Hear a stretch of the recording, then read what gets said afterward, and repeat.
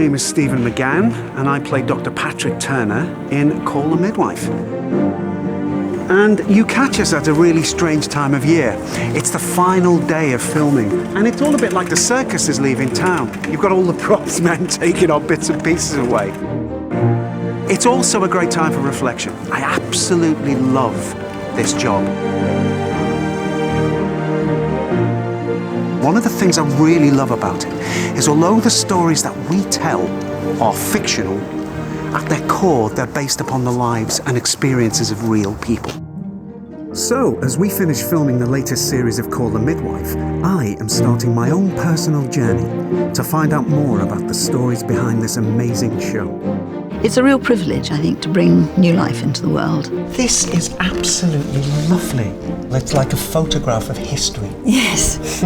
It'll always be the same. There'll always be that extraordinary joy at the moment of some new life arriving. I'm going to meet the real people behind some of the most moving stories we've told. One of the nurses just sort of took me to her. When she did sort of unwrap everything, I don't know if she was even aware that she looked at my limbs, she just looked at my face and said, she's beautiful, she's mine and always will be. And we'll take a preview of some of the dramatic stories you'll soon see in the series. That's quite sufficient, thank you, Abdul. We'll find out how the series came to be written. Midwives are present at almost every single birth in this country, and yet the story had never been told. No matter how many times you see a baby being born, it's a miracle. And we'll be hearing from the writer and executive producer Heidi Thomas. Every birth is a story that's waiting to unfold, and the midwife is there to write the beginning, the middle and the end of that story in her own very particular way. So when I got the chance to go and actually meet some of these people, I jumped at it. I wanted to find out the real stories behind Call the Midwife.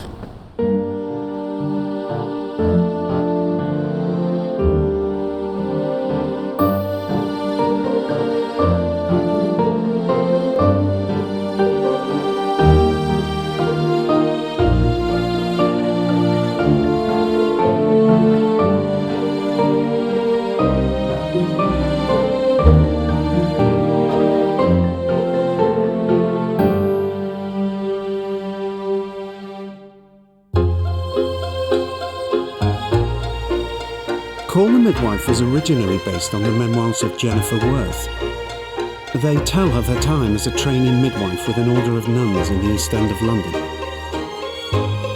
It was the early days of the NHS, and nuns were still pretty heavily involved in midwifery training. Sadly, Jennifer, whose maiden name was Lee, passed away before our series started. Today I've come to meet Antonia Bruce, a midwife who worked alongside Jennifer and knew her well. Jennifer and Antonia spent 6 months together, training to become midwives with the nuns in this building here in Poplar. Yes. So, it's 1958. Yes. And here you are, a young midwife, trainee, and you have come to this magnificent place. Now, on television, we know it as Nanata's house. Yes. But what did you call it? The Mission House. And it began 6 months of your training. There was a wonderful ambience, wonderful place. The particular thrill for me, talking to you, is you knew Jennifer Worth. Yes. And you shared time with her. And that small core of midwives on which the book was formed, on which it crystallised and was based, you were really a part of, weren't you? Oh, yes, absolutely. Yes. Was it a good time to be a midwife? Much more than today. I mean, today there's very little relationship with the midwife. I mean, we saw the patients before they had their babies, Yes. during they had babies, and then afterwards for 14 days. And Yes. it makes for a completely different relationship. Now push, Rosemary. Down. Birth was not considered something abnormal. It wasn't a disease. No. And so no hospitals were even mentioned unless there was an emergency. And they were delivered at home happily, relaxed, Yes. and they had confidence in the midwife. I suppose most of us drew our first breath in the capable hands of a midwife. If the birth is likely to be abnormal, it should take place in hospital. But otherwise the general medical view is that this natural function is best carried out in the familiar surroundings of the home. After all, babies were born before hospitals existed. Was it a real vocation for you? Was it more than just a job? This was a very special place, and there was a religious background to everything, if you like. I mean, the routine of the sisters and the chapel and things like that, to which we were included if we wished to go.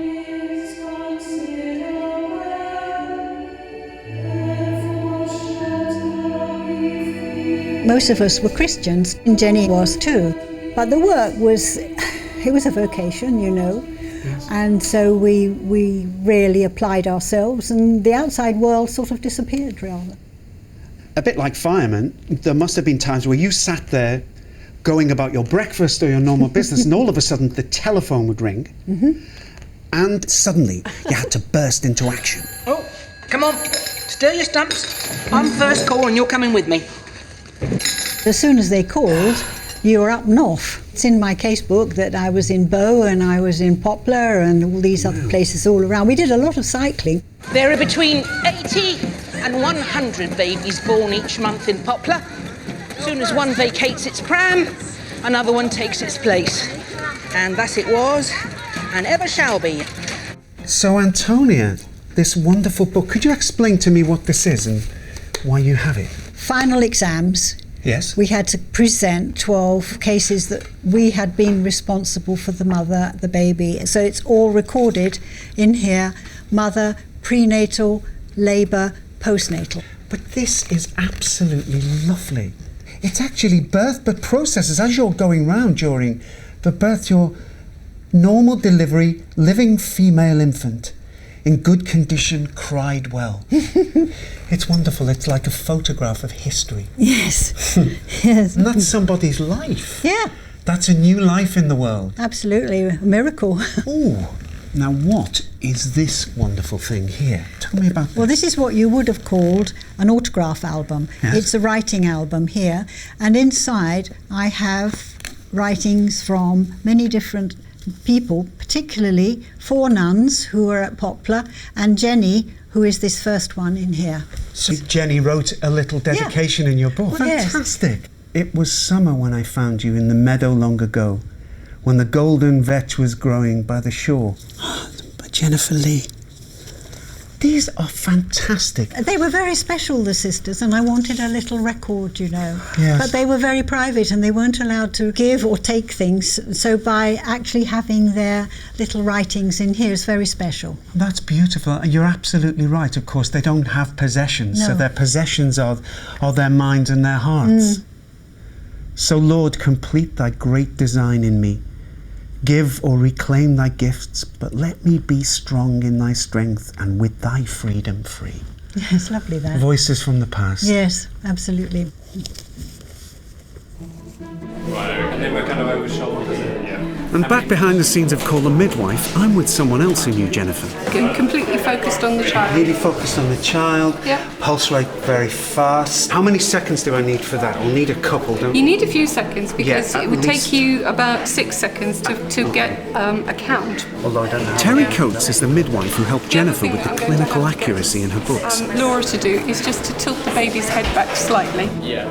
She now works with us on set to ensure all the medical scenes look as realistic as possible. One of the reasons people respond so well to Call the Midwife, I think, is because it's a really accurate portrayal of birth. I've had midwives come up to me and say how accurate they think the show is, and it's really nice to have midwives in particular say that. And I know that that's obviously nothing to do with me, and and it's to do with Terry and everyone behind the scenes checking all the facts and making sure everything's really accurate. And action. Come on.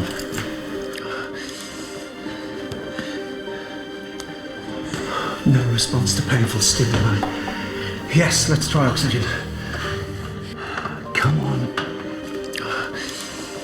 And can in fact, Jennifer White's memoirs were written in response to an article Terry wrote for the Royal College of Midwives. It goes back to 1998 when I was finishing a master's degree, and I wanted to look at how midwives were perceived in literature. And it was pure professional narcissism. It was a sidestep away from a lot of the scientific books that I've been reading. I just wanted to read a novel, if I'm perfectly honest. And I was drawing a blank. Midwives were the invisible force in literature. They weren't there. So you wanted to do something about it. How did you go about that? Well, from an 8,000-word rant, it got pared down to a more reasonable 1,500-word mutter, and it was published by the Royal College of Midwives. So you sent out a clarion call. I did. To midwives to come back with some creative answer to why midwives are invisible. Yes, and Jennifer Worth was one of the people who wrote to me, and about 18 months later she said that I had inspired her to write her memoirs, and she sent me her handwritten manuscript, which was wonderful. The stories leapt off the page, but sitting there as a midwifery lecturer, I really wanted to get my red pen onto the clinical parts of it because there were lots of bits that she'd misremembered. And I telephoned her and asked her if she would like me to edit some of the bits. She asked me to edit all of it, please, dear, and I did. Jennifer published her first book of memoirs in 2002. When I first read Jennifer Worth's memoirs, I thought they'd make fantastic television for many reasons. The stories themselves were so inherently dramatic. She had a great cast of characters, and she was dealing with life and death issues in every chapter. But also the fact that midwifery itself had never been dramatised on television. I think the reason that I felt Heidi Thomas was the perfect person to adapt the books was because she, as a writer, combines the strengths that are needed for any great TV adaptation. She's incredibly passionate about what she does. Her writing's very emotional. She's able to combine both tragedy and humour in every scene. She's got really good stories and she writes really good scripts. Always I'm amazed by them. You think, when you start reading a story, that you have an idea of where it's going to go. There's always some sentence that Heidi writes that just knocks you for six and just sort of hits a nerve, taps into something. She manages to find quite dramatic ideas that illustrate something that are entirely, in many ways, theatrical, but also entirely real. Sister Mary Cynthia and I will take the district list today. Sorry, mad dash. Mrs. Eckentroller's water's just broken. She's contracting every 3 minutes. Would you see to the board? Naturellement. The first time I met Jennifer, she already knew that I was going to be adapting her memoirs for television. So it was a bit like an arranged marriage. We had to get on. And indeed we did get on. I formed a really lovely friendship with her over the first couple of years of us developing the scripts and me conferring with her about the best way of putting the material she'd created onto the page for television drama. When we talked to Jennifer Worth about adapting her books, she very quickly realised that we would exhaust the material she'd written herself, and she loved the idea that the world that she had created could continue beyond the books and have a life of its own. Nuns House Midwife speaking. Oh, and Nurse Gilbert has joined us. How very kind of you to spare the time. You can accompany Nurse Franklin. Maternity home for me. Mrs. Mullock's labour appears to be revving up. Jennifer's memoirs gave us most of the material we needed for the first series, which was only 6 episodes long. By the time the second series was commissioned, we realised that we probably had about 50% of the material we needed for that series, which was going to be 8 episodes long. And therefore, it became obvious to me I was going to have to go out and gather material from real people, real sources, real midwives, and also go to work in archives and libraries.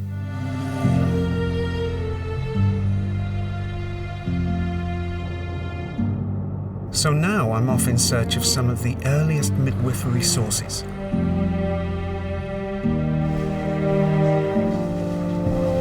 Wow. I'm here at the John Rylands Library in Manchester to meet midwife and historian Dr. Jeanette Alate. Lovely to meet you. I've got some books to show you. Oh, fantastic. Come with me. Lead the way. Jeanette is an expert in the history of midwifery. So this is the first book that we've got, The Birth of Mankind. The original one was written in 1513. The original was written in German, and it was written in Latin, and then it was translated from Latin into the English. There wasn't a natural English edition at the time. Did we have to go overseas to bring this back? Yes, that's right. Well, a lot of the ancient birthing theory emanated from Greece. In all the years I've done Call the Midwife, to my shame, I don't actually know what the word means. Where does the word midwife actually come from? Well, it's from Middle English. It's a Germanic word, and it means with woman. With the woman? Yes, which is what midwifery is about, isn't it? Being with women. The next book, the one that was written by a midwife for midwives, and the first one in this country, written in 1671, was by a midwife called Jane Sharp. The Midwife's Book on the Whole Art of Midwifery. Discovered directing childbearing women how to behave themselves. Oh, this is fantastic. So this was 1671. Yes, yeah. Who was Jane Sharp? Well, she was a practising midwife of 30 years, and she wanted to pass on some of her expertise to junior midwives. She did explain how to deliver these babies in various difficult positions. So, Jeanette, you were also a midwife, weren't you? Yes, yes. How was that? It is wonderful. It's such a privilege. Is everyone special, though? Yes. Yeah. And everyone, different. Yeah, and different. It must be different. That's right. You can get textbooks on midwifery, but every case is different. Yeah. Nobody fits the textbook. The joy of Call the Midwife is that everyone has their own unique birth story. Man, woman or child, we were all brought into the world by someone. My own personal story begins here, in the city where I was born, Liverpool. I've come back to meet a former nun and midwife whose own experiences echo a storyline close to my character's heart. But first, I'm taking the opportunity to visit the house where my own Call the Midwife story began. Here's a memory jogger. This is Birstall Road, Liverpool. All my childhood was here. And this is where I lived, number 4. There were 5 kids, a mum and dad. 7 of us in that house. And I was born in that room. And the reason was that, just like Call the Midwife, my mum had me at home, delivered by a midwife on a bike, who drew up here on a really snowy night, in a really bad mood, and had me. It was during the worst winter in Britain for over 200 years. The snow was apparently feet high, and she came through this snow on a bicycle. And apparently my mum said she was in a really foul mood. So when she was delivering me, she was, well, really snappy. My mum said it was terrible. I think I came into this world apologising. I've probably been apologising ever since. There's a lovely story my brother Joe tells. It's one of his earliest memories. He was woken by the sound of me being born, and he came downstairs. Well, it wasn't a very big house. So he came downstairs and my dad was sitting on the stairs because he wasn't allowed in the room, just like in Call the Midwife. So Joe asked my dad what was going on, and my dad took him back to bed and explained what was happening, that he was going to have a new little baby brother or sister. Now, my mum was one of those Call the Midwife women, and in that time they married young, they had lots of children, and they had to cope. When I was a kid, this street was full of children. We were caught up in this post-war baby boom, and so every house had its own family, and every family had its own character, and they would form natural football teams with kids in the street, or rivals in a gang game. And it was wonderful. It was an absolute riot of noise. That's what's so different about that and today, where it's quite peaceful. But back then, that's the one abiding memory. Action, games, footballs, tennis balls, everything happening all the time. Just like the streets in Call the Midwife, children everywhere. And this was my handiwork. Done with tar. That was my friend Mark. And this was the beginnings of S and an M here. Just like Dr. Turner, still terrible doctor's handwriting back then. My own small criminal past. We weren't well off by any means, but there were people who had it much harder than us. One man who documented how hard life could be for some here in the 60s was photographer Nick Hedges. He was commissioned by the charity Shelter to photograph the harsh realities of the housing crisis across the UK. So, Nick, these photographs were taken in 1969. Liverpool was the centre of the cultural world by then. It was. Yet these pictures look like they're out of Dickens. It's incredible. I think the housing crisis in the late 60s was disguised. A lot of families were trapped in very poor housing with not much hope of getting out of it. Did you see this kind of poverty repeated in other cities in England? Yeah, I mean, I think that most of the major industrial cities of Britain in the late 60s and 70s were suffering from the same kind of malaise. Significant areas of real housing deprivation. Did you ever get down to London or the East End? Oh yeah, I used to live in London, and the thing about London, as you know, is this city of huge contrasts. And I used to get the tube to Whitechapel, and I would emerge into a completely different world. The old East End. The old East End, full of tenement blocks and really poor housing. Yeah. If you're my age, you will remember that period in our history, and it was 15 years after the war, 10 years after the war when we started filming, so it was still fairly rough for quite a lot of families in London, and quite a lot of where I lived was flattened and still flat from the war. So there were lots of derelict buildings, lots of people living in squalor. There was no central heating. I didn't know anyone that had central heating.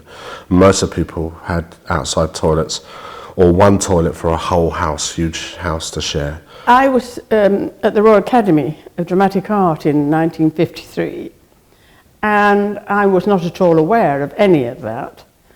And again, that goes to show how a large portion of us don't know how the other half lives. We had one bath in the house that I lived in, and you had to put a coin in it, and so once someone heard that coin go, everyone in the family, in all the families in the house would all be in the queue, standing outside the bathroom with their towels, and someone would put a shilling in the meter for the geyser. I mean, I look back and I think, my goodness me, people were living in really dreadful circumstances. As a young child in the 60s, I remember those old soot black houses, but they were already beginning to knock them all down around me and put new housing up. I mean, what had happened, of course, was that those communities with quite strong bonds were being broken down by the demolition. And you found there were families living in multi-let accommodation, where previously the houses weren't multi-let. Okay. And you got people living in cellars, like Mrs. Ditchfield here. Right. I mean, with her daughter. And then other families living in a single room. It was dreadful. And especially when they were bringing new babies into the world and starting a new family. Absolutely. You had huge anxieties about the health of those children.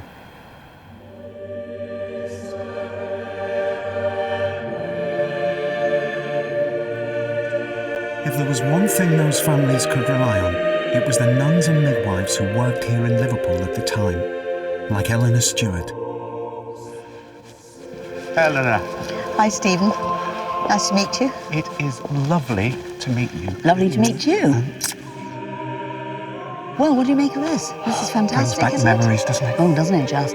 There's always been a close relationship between nuns and midwives.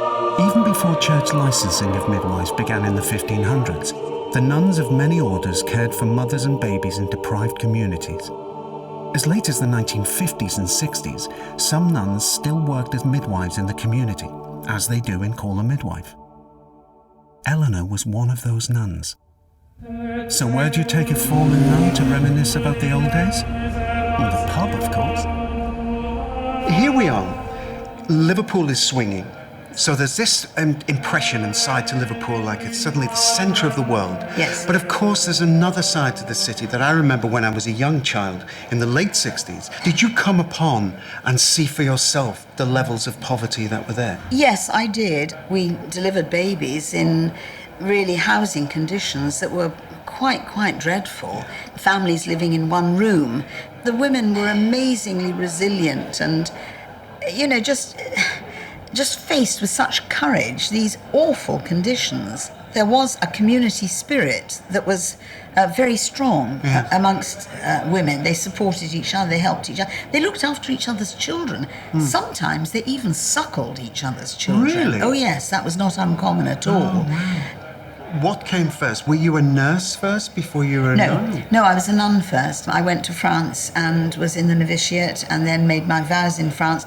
Then I came back to do my general training. And then after 3 years, when I became registered nurse, I then went to Liverpool Maternity Hospital. Well, I think midwifery was really, for me, a kind of life-changing experience. I mean, I never went back to general nursing. Once I'd been a midwife, I stayed a midwife.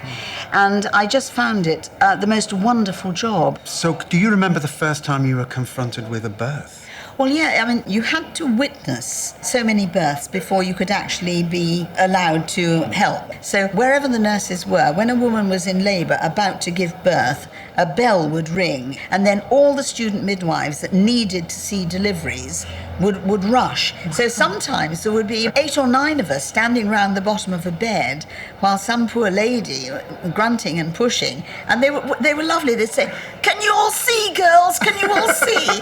And it was really hilarious. And then, of course, the wonderful day happened when you'd seen you'd witnessed your 10 deliveries. I mean, the first time I saw a birth, I just thought it was absolutely wonderful. I mean, Liverpool was an incredibly fertile city. I mean, it really was. I mean, I think almost every hospital had a maternity unit. I was surrounded by an aura of fecundity, I suppose. Yes. I had a baby in my arms some time of every day. Yes. And I became overwhelmed by the desire to have a child of my own, which, you know, clearly, sadly, is not compatible with a vow of chastity. I mean, it just isn't, you know. There are some interesting parallels here. Yes, like Sister Bernadette. She knew, you know, you could see in that tiny moment that it maybe wasn't the right life for her. People have sometimes said to me, "Did you meet somebody?" Well, no, it took me about 3 years to find a husband. But you knew he was out there somewhere. I knew he was out there somewhere. I just had to find him. A massive thing was that drove that decision to leave was a need for a family, I think. She wanted to be a mother. I still dream about it. I dream that I'm having to make this awful, anguishing decision all over again. So that was a long time ago. I'm still remembering that decision-making process and what it cost me. When Mother Henrietta put me on the train at Lime Street, she said very noisily in the carriage, she put her head in the carriage and she said, "Now, dear," she said, "you're on your way." She said, "I know you want to have a baby." Every head in the carriage turned towards me. She said, "I know you want to have a baby." She said, "But do get a husband first. It's so much neater." You should be giving me away. You should be walking with me. You belong to no one but yourself, and you know exactly where you're going.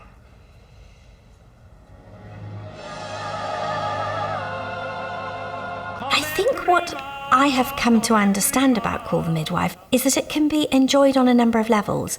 If you just want to flop down on a Sunday night and look at Trixie's frocks and listen to the lovely music and maybe have a glass of wine and indulge yourself in an escapist treat, you can do that. Or you can dig right down to the deepest level where we are telling stories about the human condition. And if you want to, you can really engage with that, not just matters of society or medicine, but matters of human existence, of life and death and birth.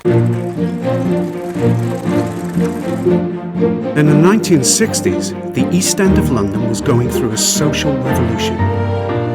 In recent series of Call the Midwife, we've been really keen to reflect the changing face of the East End, which in turn means reflecting the changing face of Britain. In the last episode of Series 5, Barbara went to the home of a woman called Tripti Farooq, who's a recent arrival in the country. She is from the Sylhet area of Bangladesh, and she's giving birth to her first baby in quite sort of grubby and difficult domestic circumstances. That's absolutely perfect, Tripti. Kubala. Donobad. There's no need to thank me, Muna. It's all part of the job. Now, let's get you on the bed and see if we can have a listen to baby. Mr. Farooq, I beg your pardon, are you working shifts again? I'm sorry, but he will not look. It's all right. Once I delivered a baby with the father fast asleep beside his wife, but he was drunk and Mr. Valuk just looks tired. It's not the home we left, but it is a new home. That is why I want the baby born here, in my bed. And if that is what you want, that is what you shall have. It's a very beautiful birth, and there's a very beautiful aftermath to the birth. We show her being bathed by candlelight because the family have run out of money for the gas meter. But I do think that with the arrival of that little girl, we're showing something about the birth of the Asian population in our country. I think this young lady has been here before. Maybe not in this continent. Maybe not in weather like this. But she's been here. And it did occur to me that a really important part of British social history was the rise of mixed race marriage. And so the Antoines have a father from Jamaica and a mother who is white and from the East End. I was at school with Carrie Antoine's sister, June. She came into assembly with her eyes bright red from crying one day, wouldn't say why. It was my mum who told me Carrie was going to marry a black man. No one can really choose who they fall in love with. Oh, I certainly don't like some of the things I've heard said to those little Antoine lads at Cubs. They're only repeating what they've heard at home. But I've clamped down nonetheless. I think it's really good to remember that in the 1960s, it wasn't like people think it was. There were still the same problems that we have with racism and people being not as tolerant maybe as they should be then. There's also so much stuff about immigration and new communities moving to the East End, and I feel like that's something that is being covered in the show, and I feel like that's really important. And I think we can kind of all suffer from golden age syndrome. You know, oh, it wasn't like that then, and it was. Pack, pack, pack! Take a seat, boys. That's quite sufficient, thank you, Abdul. Now, tonight, we're going to take it in turns to step to the front and show all the other Cubs our treasures from home. It's a chance to practice our public speaking and learn new things. And we're going to start with Lenny, Wesley, and Jerome Antoine talking about something very important. This is our baby brother Delamere. He was born last week and he has pearl blonde skin like us because our mum is from Poplar and our dad is from Jamaica. Everybody looks a bit like their mum and a bit like their dad. You might have blue eyes like one of your parents and blonde or ginger hair like the other one. Mostly we think Delamere looks like us. You can come a bit closer if you like, and if you're lucky, you might squeeze your finger.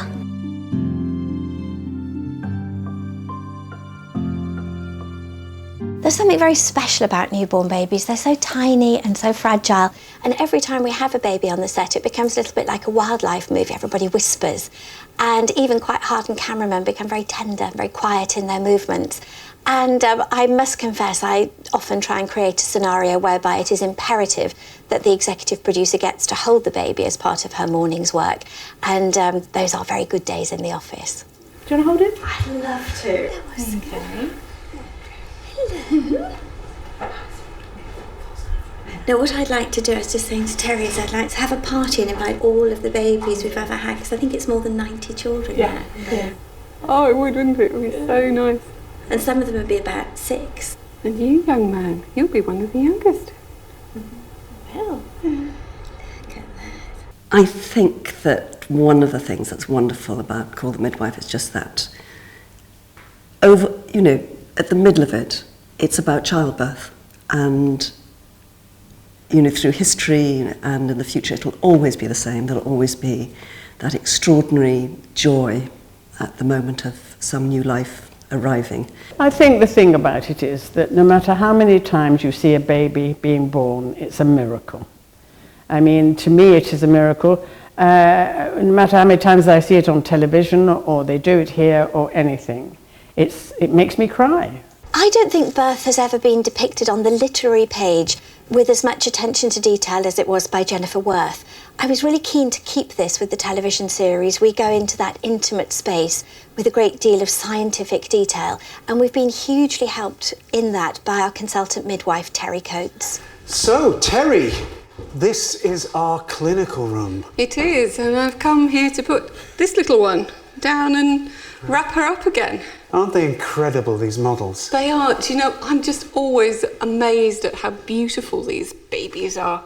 But they are prosthetics. Yeah, some people can be quite taken aback by them because they're so realistic. So lifelike. So lifelike. And they've got everything down to their little fingers. It's just spot on. What always gets me about your mastery of all the instruments that we have to use is you don't just have to know what you know as a midwife nowadays, but you have to go back in time to use the instruments that they used in the 50s and 60s. But do you know what? An awful lot of them haven't changed. For basic midwifery, Really? the instruments haven't really changed. One thing that has changed, of course, is the amazing prosthetics that we've developed over the last few years, and the cords that go with the prosthetic dolls. Yes, the umbilicals. Yeah. One of our specialties. They really make the birth so much more real. You can attach these to the baby's abdomen and it gives an amazingly realistic result. Yes! Because you once said to me, that's when I get moved. I watched you, I saw you crying once and I was surprised. Just because, once? Because it's pretend. I said, but you midwife real babies. Why? Yeah. And I remember you saying to me, you know, it's because it looks right. Yes. You know, and is that what you aim for, as long as it looks right enough? If it looks right, it feels right, and that's the point at which I moved.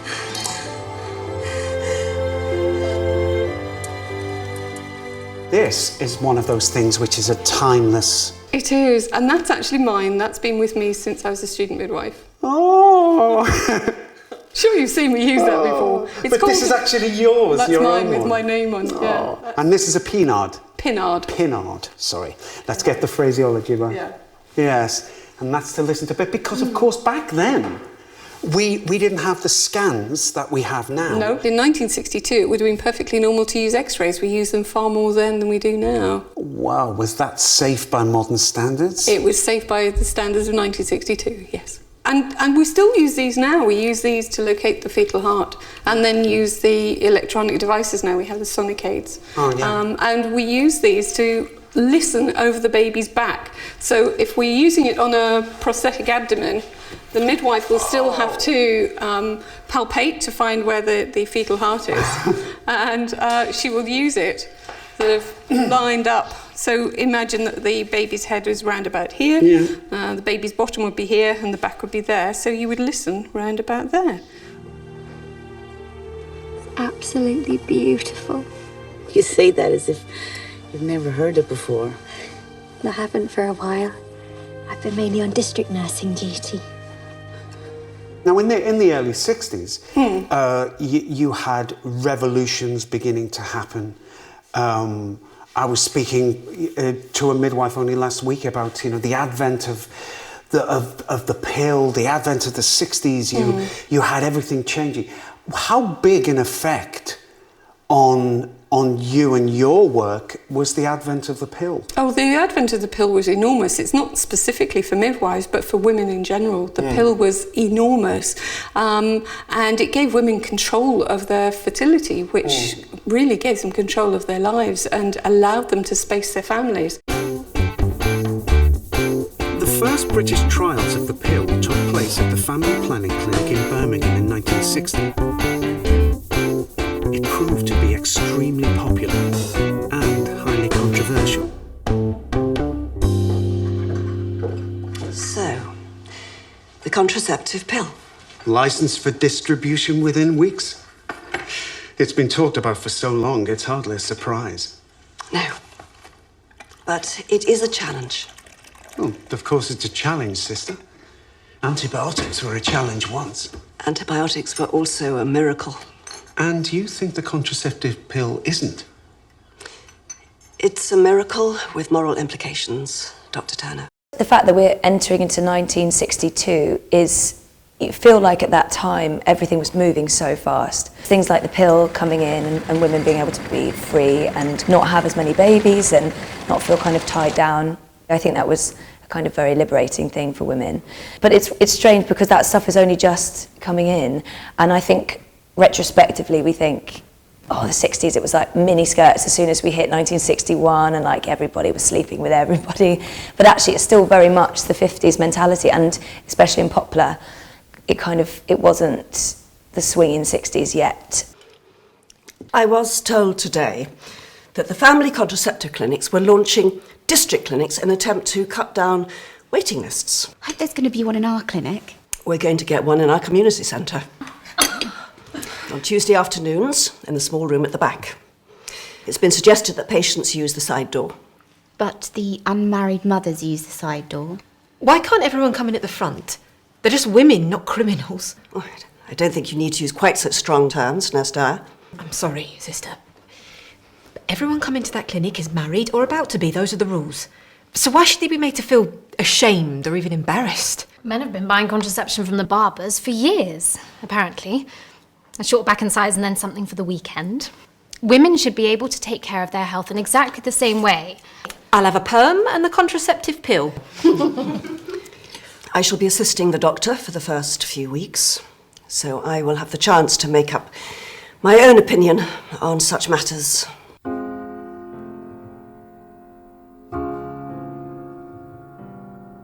As we entered the 1960s, faith in new medical advancements was high. Drugs were tackling the old killers: diphtheria, TB, polio. There seemed to be a wonder drug for every ill. But the world was about to learn of the terrible side effects caused by one of them: thalidomide. Rosalie Moriarty Simmons was one of the thousands of people affected by the drug. My mum had not long turned 18. She was 17 when I was conceived, and 2 months after her 18th birthday when I was born. My mum had horrific morning sickness. She was only 17, pregnant out of wedlock, and I guess the whole lot was too much for her to handle. And thalidomide is a sleeping tablet. You go along to the doctor, she explained that she was struggling, I suppose, not sleeping, and she was prescribed thalidomide, which at the time nobody knew, of course, what the consequences would be.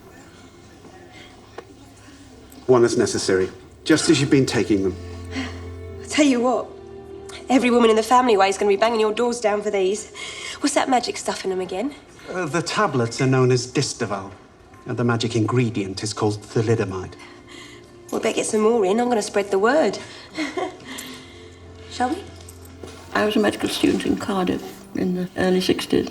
Rosaline's mother was allocated to me, and she was only 18 years old at the time and very ill with preeclamptic toxemia. We went through the day, and in the evening, I think it was Sunday evening, I have that feeling. Senior sister said, I will examine her now. Probably there's no progress and we'll make her comfortable for the night. And she examined her and she said, suddenly, dear, scrub, she's fully dilated. I felt for the umbilical cord, which was not present, around the neck. But it didn't, the anatomy didn't feel right. And when I was meditating on this, sister said, ease the anterior shoulder, dear. I thought, she hasn't got one.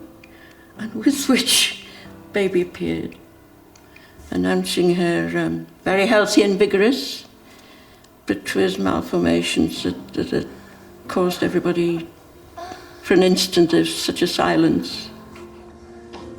Baby's a bit chilly, Rhoda. Going to pop to the nursery with her and just put her under the heat lamp for a minute or two. I don't think this particular problem had been observed, certainly in Cardiff, I don't think so, from what I picked up afterwards. Has Rhoda Mullins delivered? A little girl. I saw Mrs. Moriarty in 2 or 3 days. She was wonderful. Instant bonding, no. Wonderful, really. She said to me, I shall need to give her a very pretty name, she said, and I'm going to call her Rosaline.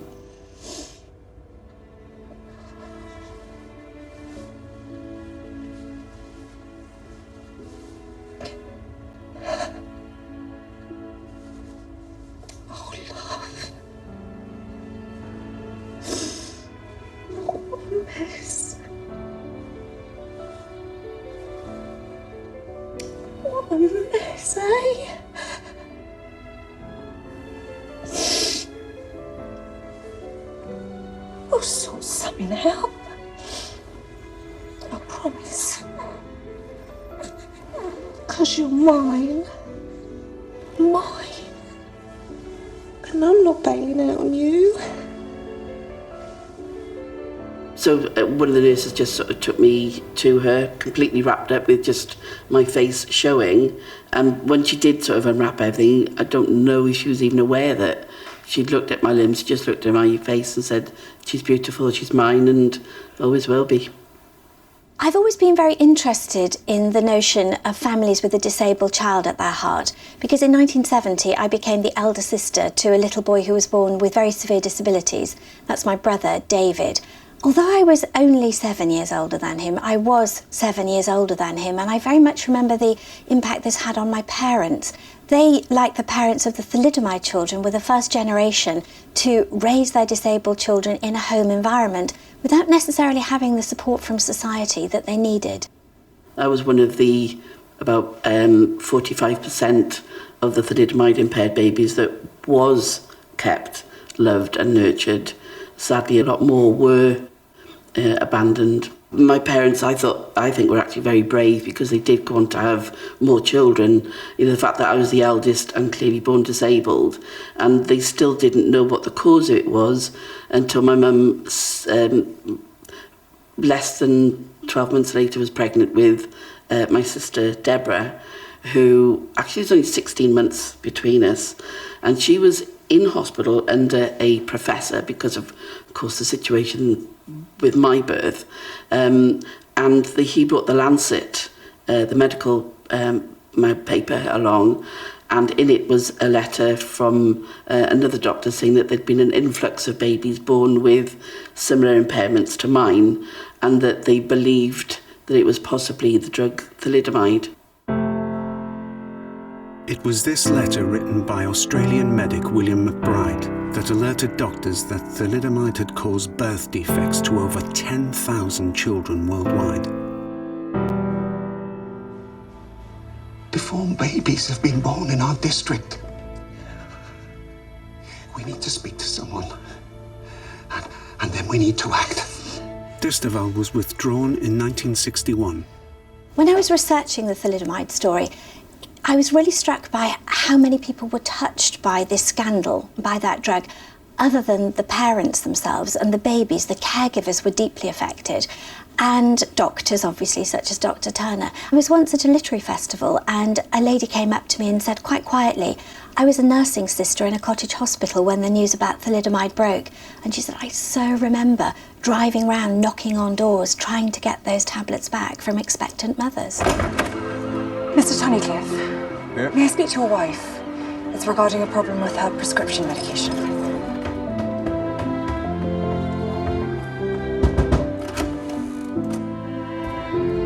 Mrs. Michaels.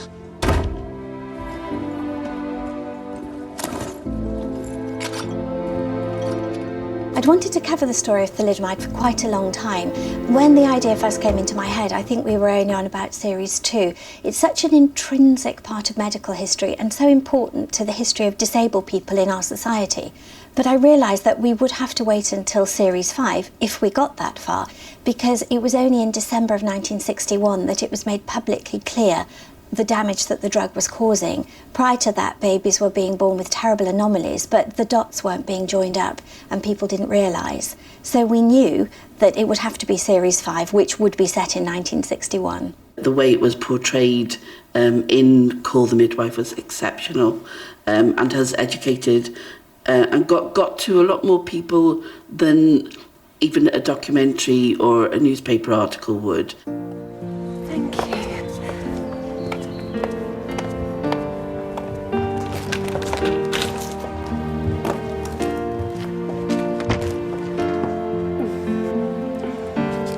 One of the things that I was very struck by as the sibling of a child with disabilities was how poor educational provision was in the 60s and even into the 1970s for children with special needs. And talking to my thalidomide friends and the people who help us with research, this was a subject that came up again and again, that once the children who were reared by their parents and weren't brought up in institutions were no longer babies, the provision was not there for them that other children had. She's only 18 months. I was just trying to put a name down for when she's 3, like I put Belinda's name down and Perry's. And Mrs. Bathgate refused point blank. She said she couldn't take sick children. But did you explain to her that Susan isn't ill? I told Mrs. Bathgate to speak to you. She's going to need an education. The thalidomide didn't do anything to her brain. As far as my parents were concerned, getting a good education was absolutely paramount. It was 1970 before disabled people even had a right to an academic education. So any disabled people that were educated before that were incredibly lucky, really. I did get a good education. I finished off with a degree from Cardiff University. I think at the end of the day, you make of life what you choose to make of life. And as Dr. Valerie, I'm sure, will tell you at some stage, I came out loud. I'm going out even louder. Our remit at Call the Midwife is to give a voice to people who've experienced great and beautiful and terrible things and never had a voice before. We are somehow digging up lives that were silent, and we're shining a light on lives that were experienced, if not in darkness at the time, that were very quickly sort of vanished into the mists of history afterwards. And I just love that idea that with every year that goes round, with every episode, that I sit down with this kind of blank page and I think, whose story am I going to tell today? There will be this little voice or this hand that goes up in the mists of history and says, me, tell my story.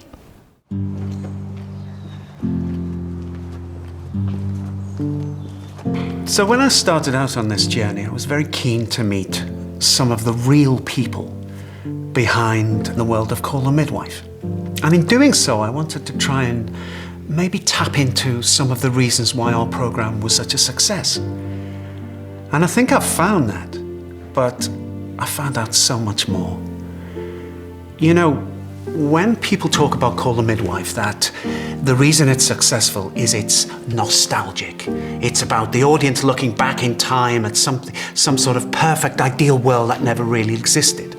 But I've never thought that was true. How can it be nostalgic to show and depict scenes of such incredible grinding poverty, of children living in appalling conditions, or a family suffering the agonies of the effects of thalidomide? When you apply care in our society, it doesn't just happen by accident. To care for a baby as soon as it comes into the world, like the midwife who holds a new child, that doesn't just happen by default. It has to be built. Like an architect, you have to build it up into this huge cathedral of care. But that is done stone by stone by individual people, applying their whole lives to the care of others. What these people I've met have shown me is that we have all of these wonderful things around us, the things we take for granted, because of the contributions of those real people. I think we should all be very grateful to them. And I am certainly very privileged to have met just a few of them.